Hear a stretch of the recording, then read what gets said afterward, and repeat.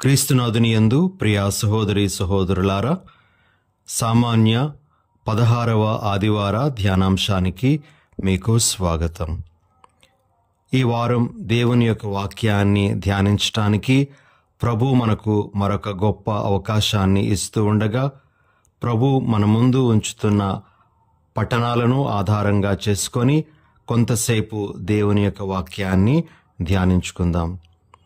ఈనాటి మొదటి పట్టణము ఆదికాండము 18వ అధ్యాయము 1 నుండి 10 వరకు ఉన్న వచనాల నుండి గ్రహింపబడింది.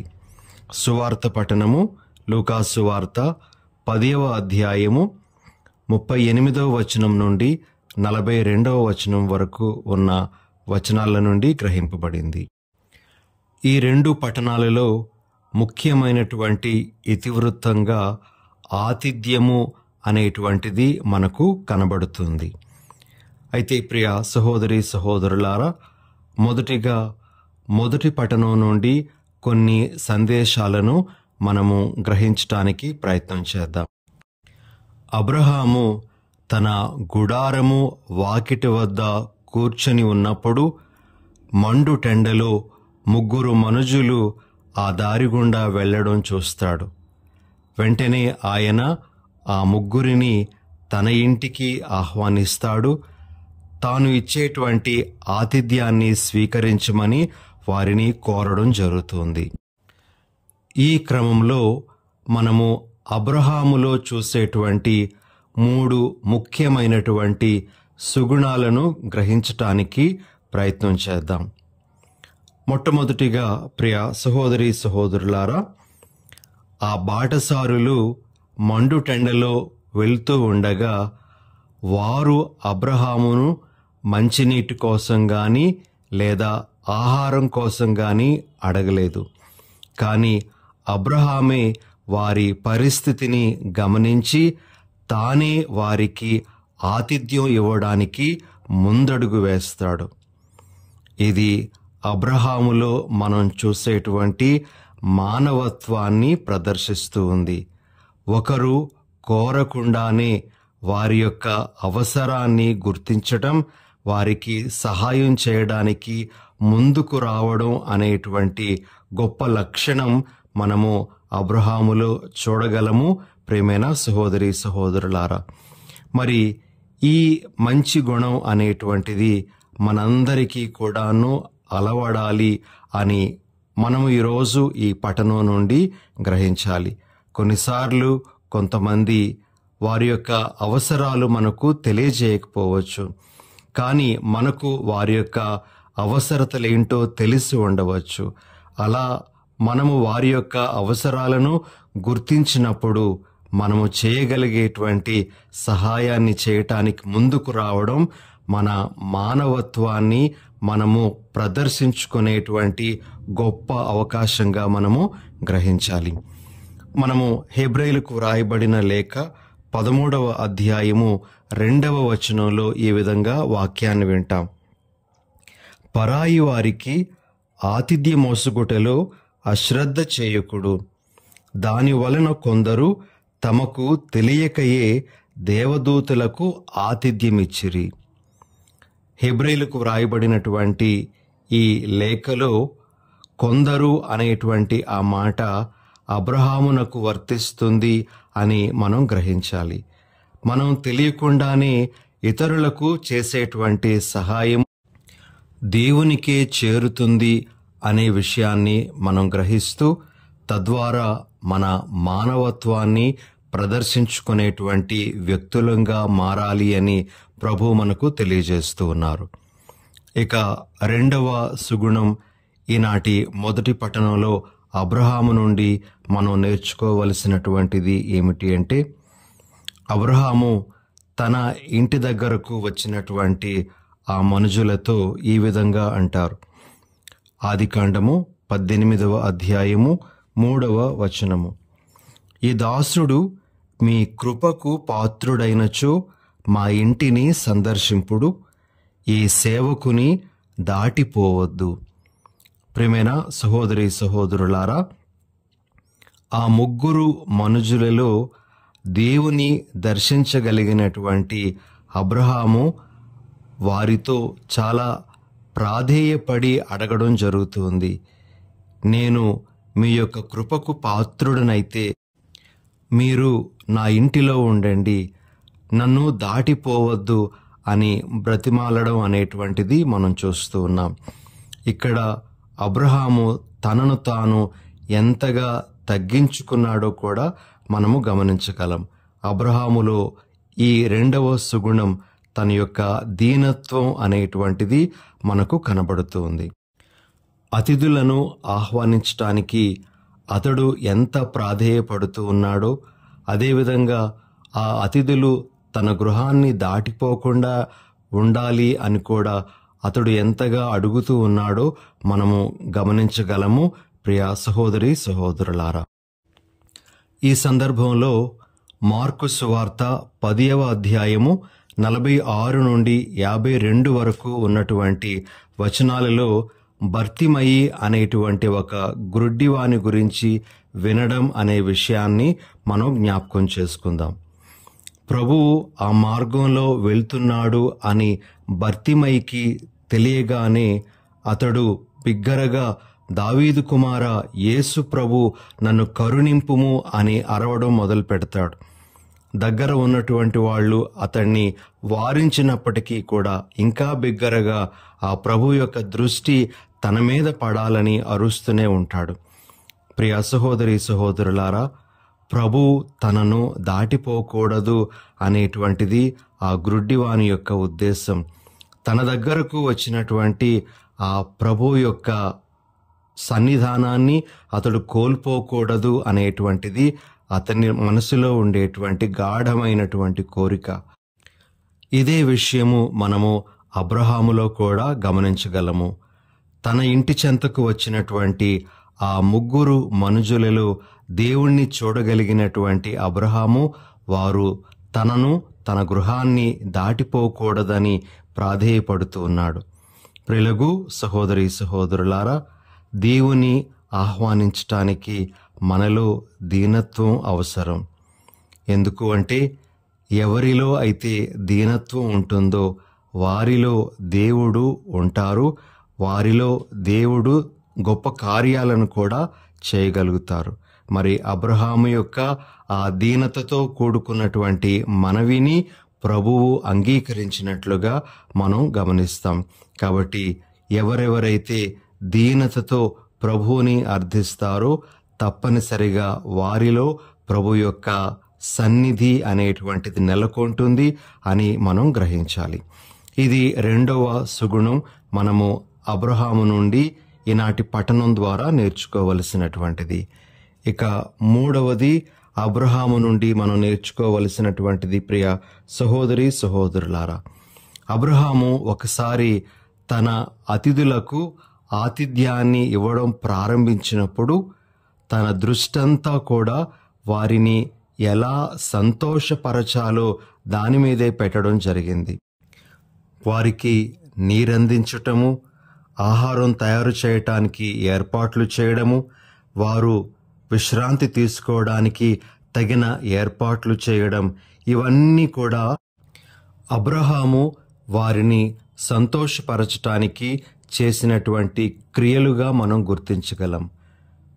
వీటన్నింటి వెనుక ఇంకొక ముఖ్యమైనటువంటి గుణము అబ్రహాములో మనము చూడగలము. అదే అబ్రహాము యొక్క ఉదారత్వము. ప్రియ సహోదరి సహోదరులారా, ఆ ఉదారత్వం వల్లనే ఈ కార్యములన్నీ కూడాను అతడు చేయగలిగాడు.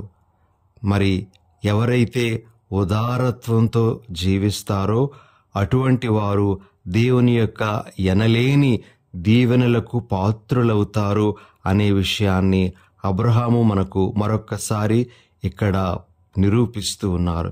ఇది మూడవ ముఖ్యమైనటువంటి లక్షణంగా మనం గుర్తించాలి. కాబట్టి ఈరోజు మనం ఆలకించినటువంటి మొదటి పఠనం నుండి అబ్రహాము ఆతిథ్యాన్ని ఇచ్చే క్రమములో అతడిలో మనము గమనించగలిగినటువంటి మూడు ముఖ్య లక్షణాలు: అబ్రహాములో ఉండేటువంటి ఆ మానవత్వం, అబ్రహాములో ఉన్నటువంటి దీనత్వం, అబ్రహాములో ఉన్నటువంటి ఉదారత్వం, ఈ మూడింటిని మనము కూడా మనలో నిలుపుకోగలిగినప్పుడు తప్పనిసరిగా ఆ దేవుని మనము సంతోషపరిచిన వాళ్ళం అవుతామని మనము గ్రహించాలి.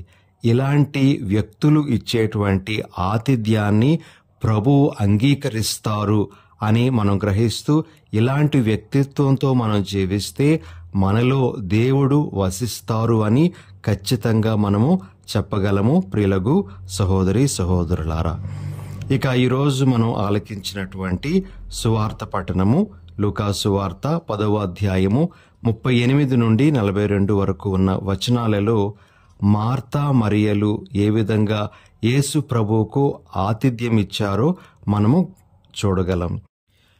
ఈ సంఘటనలో యేసు ప్రభు చివరిలో మార్తమ్మతో పలికినటువంటి మాటలు ఒకసారి మనము ధ్యానించడానికి ప్రయత్నం చేద్దాం.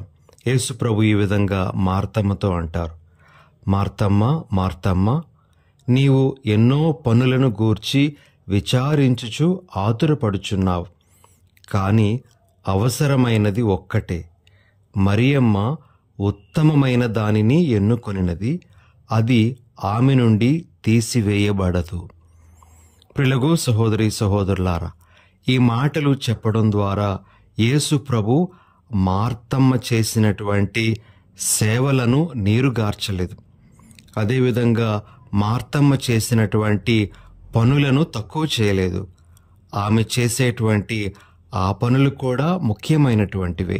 అయితే ప్రభు ఆమెకు చెప్తున్నటువంటిది ఏమిటంటే, మరియమ్మ ఉత్తమమైన దానిని ఎన్నుకొనినది అని చెప్తూ ఉన్నారు.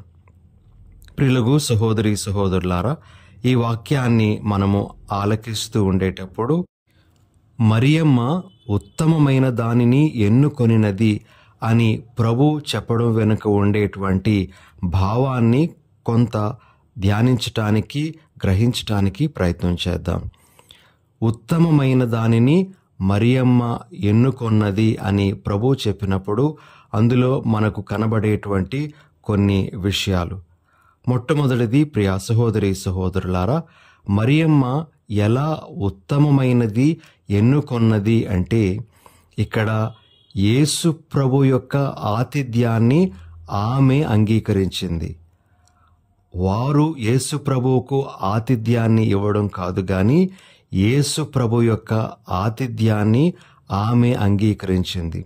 యేసు ప్రభు నా చెంతకు రండి అని పిలుస్తూ ఉండేటప్పుడు ఆయన చెంతకు వెళ్ళడం, ఆయన దగ్గర ఉండడం అనేటువంటిది ఉత్తమమైనటువంటిది. ప్రియమైన సహోదరి సహోదరులారా, కాబట్టి ఆయన ఇచ్చేటువంటి ఆహ్వానాన్ని, ఆతిథ్యం ఇచ్చేటువంటి వాని ఆహ్వానాన్ని మన్నించి ఆయన చెంతకు వెళ్ళడం ద్వారా మరియమ్మ ఉత్తమమైనటువంటి దానిని ఎన్నుకున్నది అని మనం గ్రహించాలి. ఇక రెండవ విషయం ఏమిటి అంటే, మరియమ్మ యేసు ప్రభు యొక్క పాదాల చెంత కూర్చొని ఆయన చెప్పేటువంటి మాటలు వినడం ద్వారా ఉత్తమమైన దానిని ఎన్నుకొన్నది అని మనం చెప్పాలి.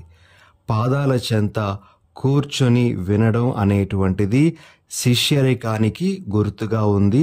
ప్రియ సహోదరి సహోదరులారా, ప్రభు ఏమంటున్నారు అంటే, మీరు శిష్యరికం చేయడం ద్వారా, నా శిష్యులుగా మారడం ద్వారా మరింత సేవ చేయగలరు అని ఆయన తెలియజేస్తూ, నా దగ్గర చేసేటువంటి శిష్యరికం, మీరు నా శిష్యులుగా ఉండడం అనేటువంటిది మీరు అనేకమైనటువంటి కార్యములు చేయడానికి మీకు ప్రేరణ ఇస్తుంది, మీకు శక్తిని ఇస్తూ ఉంది.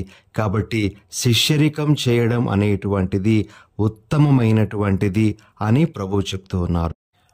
ప్రియ సహోదరి సహోదరులారా, యేసు ప్రభు యొక్క అపోస్తులు, ఆయన యొక్క శిష్యులు చాలామంది ఆయన కొరకు ప్రాణాలు ఇవ్వగలిగారు అంటే, ఆయన పేరిట అనేకమైనటువంటి అద్భుతములు చేయగలిగారు అంటే, ఆ శక్తి అంతా కూడా వారు ప్రభువు దగ్గర చేసినటువంటి శిష్యరికం ఫలితంగానే వారికి లభించింది అని మనము ఘంటాపదంగా చెప్పగలం.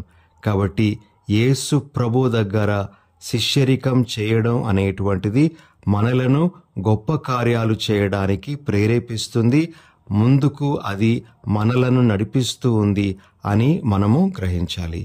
అందుకే మరియమ్మ ఉత్తమమైన దానిని ఎన్నుకొన్నది అని ప్రభు తెలియజేస్తూ ఉన్నారు. ఇక మూడవ విషయం, ప్రియ సహోదరి సహోదరులారా, మరియమ్మ ఉత్తమమైన దానిని ఎన్నుకొన్నది అని ప్రభు చెప్తూ ఉండేటప్పుడు మరియమ్మ తన దగ్గర ఉండడం ద్వారా ఆమె ఎటువంటి వాటికి ప్రాధాన్యతలు ఇవ్వాలో గుర్తించింది అని ప్రభు మార్తమ్మకు తెలియజేస్తూ ఉన్నారు. దీనిని బట్టే మరియమ్మ ఉత్తమమైన దానిని ఎన్నుకొన్నది అని కూడా ప్రభు అభినందిస్తూ ఉన్నారు. ప్రియ సహోదరి సహోదరులారా, ప్రభువు చెంత మనకు ప్రాధాన్యతలను ఇచ్చేటువంటి ఆ జ్ఞానము అబ్బుతుంది. ప్రభుతో మనం ఉన్నప్పుడు, ప్రభు మనలో ఉండేటప్పుడు ఏది ముఖ్యము ఏది ముఖ్యం కాదో మనము గుర్తించగలం. ఏది అవసరమో ఏది అవసరము కాదో మనము గుర్తించగలము. ఇలాంటి ఆ జ్ఞానము ప్రభు చెంత మనకు లభిస్తుంది. అది మరియమ్మ గ్రహించగలిగింది. కాబట్టి మరియమ్మ ఉత్తమమైన దానిని ఎన్నుకొన్నది అని ప్రభు తెలియజేస్తూ ఉన్నట్లుగా ఈరోజు మనం గ్రహించాలి. కాబట్టి మరియమ్మ ఉత్తమమైన దానిని ఎన్నుకొన్నది అని ప్రభు చెప్పినప్పుడు మనము ఈ 3 ముఖ్యమైనటువంటి విషయాలను గుర్తించాలి.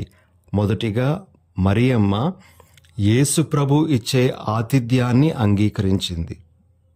రెండవది, మరియమ్మ ప్రభు దగ్గర శిష్యరికం చేయడం అనేటువంటిది ఆమె చేయగలిగేటువంటి ఇతర సేవలకు నాందిగా మారింది.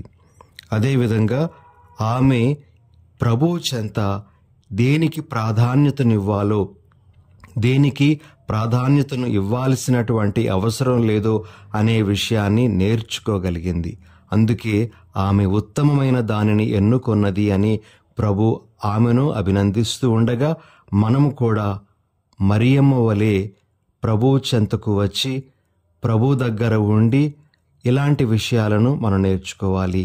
మనలను చూసి కూడా ప్రభు నీవు ఉత్తమమైన దానిని ఎన్నుకున్నావు అని చెప్పగలగాలి. మరి అలాంటి మంచి ఉత్తమమైనటువంటి జీవితాలు జీవించే వరము ఆ ప్రభు మనకు అనుగ్రహించాలి అని ఈరోజు మనము దివ్య బలి పూజలో ప్రభువుని ప్రార్థన చేసుకుందాం. చిన్న ప్రార్థన చేసుకుందాం. దయగల సర్వేశ్వర, ప్రేమగల మా తండ్రి, మీ పరిశుద్ధ నామానికి స్తుతులు స్తోత్రాలు. ప్రభువా, ఈరోజు ఆతిథ్యాన్ని ఇచ్చే క్రమములో అబ్రహాము ప్రదర్శించినటువంటి గుణాలను, అదేవిధముగా మరియమ్మ యేసు ప్రభు దగ్గర కూర్చొని ఆయన యొక్క మాటలను ఆలకించే క్రమములో ఉత్తమమైన దానిని ఎన్నుకొన్న విధానాన్ని మేము ధ్యానించగలిగాం. ప్రభువా, మేము కూడా అబ్రహాము వలె మానవత్వంతోనూ దీనత్వంతోనూ ఉదారత్వంతోనూ జీవించే వరం దయచేయండి. అదేవిధముగా మరియమ్మ వలె మీ యొక్క ఆతిథ్యాన్ని అంగీకరిస్తూ మీ సమక్షంలో మేము అనేకమైన విషయాలు నేర్చుకుంటూ మా జీవితంలో ప్రాధాన్యతలను ఇచ్చేటువంటి జ్ఞానమును పెంపొందించుకునే వరాన్ని అనుగ్రహించమని మా ప్రభువైన యేసు నామమున వేడుకొనుచున్నాం తండ్రి. ఆమెన్.